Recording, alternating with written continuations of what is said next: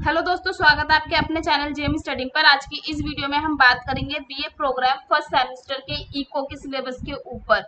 कौन सा इको है? आपका माइनर पेपर 2 है। ठीक है, देखिए यूनिवर्सिटी ऑफ दिल्ली का भी है और ड्यू सोल का भी है ये। अगर यही पेपर आप बीए ऑनर्स में लेते हैं तो इकोनॉमिक्स का डिसिप्लिन बन जाता है, बट आपने प्रोग्राम में ले रखा है मिजोर पेपर में इकोनॉमिक्स, तो ये आपका माइनर पेपर बनता है, क्योंकि मिजोर पेपर में हम दूसरी इकोनॉमिक्स देखते हैं और माइनर में हम दूसरी इकोनॉमिक्स देखते हैं। ठीक है, ज्यादा कंफ्यूज होने की जरूरत नहीं है, प्रोग्राम के अंदर ये जो है माइनर पेपर है। ठीक है, इसके सिलेबस की बात करें हम, फर्स्ट सेमेस्टर है। ठीक है, और पेपर का नाम क्या है आपका? Introductory micro economics. ठीक है, department of education as per the UG CF 2022 national education policy 2020, मतलब नैप के अनुसार ये जो आपका सिलेबस है। सिलेबस देखें तो देखिए, जो आपका पहला चैप्टर या पहला लेसन है वो क्या है? Resources and opportunities. दूसरा क्या है आपका? Gains from trade. तीसरा है आपका इंडिविजुअल एंड सोसाइटी। फोर्थ है आपका डिमांड एंड सप्लाई। फिफ्थ है आपका elasticity of demand and supply. Six है आपका price and source allocation. Seventh है आपका ट्रेड एंड वेलफेयर। और एट्थ है आपका टैक्सेशन। नाइन्थ है आपका पब्लिक गुड।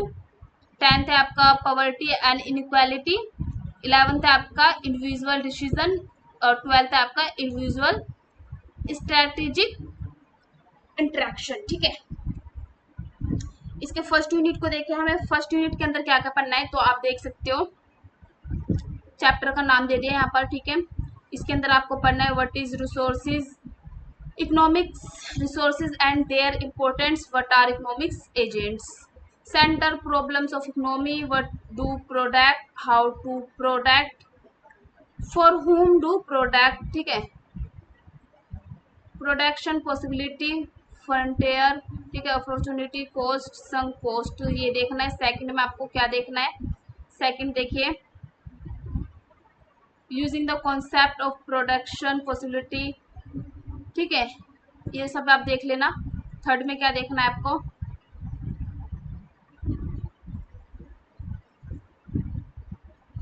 ये थर्ड है आपका, बहुत लंबा लंबा है। इकोनॉमिक्स का सिलेबस बहुत ज़्यादा लेंथी है, दोनों इकोनॉमिक्स बहुत लेंथी है। फोर्थ देख लीजिए आप, the market understanding demand, determinate of demands, individual and market demand curve, movements and shift in the demand curve, understanding supply deter.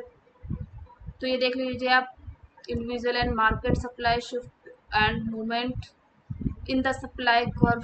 ठीक है, फिफ्थ क्या है आपका? प्राइस। ये आपका फिफ्थ सिलेबस है, देख लीजिएगा। सिक्स्थ है आपका understanding the theory of price, determination of equilibrium price, effect of change in supply and demand curve. ठीक है, ये आपका फिफ्थ सिक्स्थ है। सेवंथ है आपका, देखिए how to trade, increase welfare, winners and losers from trade, gains and losses of an exporting country, gains losses of an importing country। ठीक है, एट्थ क्या है आपका? Effect to taxes and market outcome.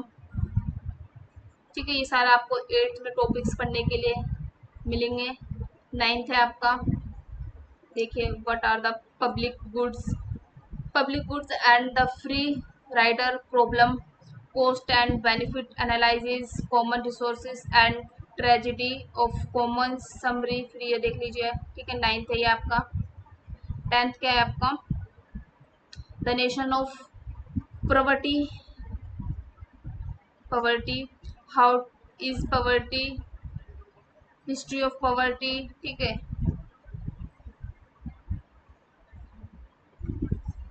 तो ये सारा देख लीजिए आप, टेंथ का है आपका। Eleventh, what are games of strategy, some example of strategic games, basic. ठीक है, ये सारा देख लीजिए आप, इलेवेंथ का है आपका। एंड नाउ ट्वेल्थ, ये आपका ट्वेल्थ है। ठीक है, तो ये आपका सिलेबस है माइनर इकोनॉमिक का, बहुत लेंथी है। तो अगर आप इकोनॉमिक ले रहे हैं तो अगर आपको इंटरेस्ट है तो ही लेना इकोनॉमिक्स, ठीक है, क्योंकि मेजर एंड माइनर बहुत लेंथी है। टोटल अगर मैं दोनों का जोड़ूँ चैप्टर्स तो आपके टोटल बनेंगे 23 चैप्टर्स, ठीक है।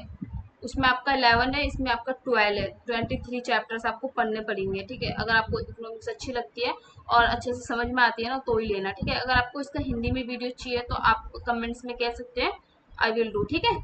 Thank you. वीडियो अच्छी लगे तो चैनल को सब्सक्राइब कर देना।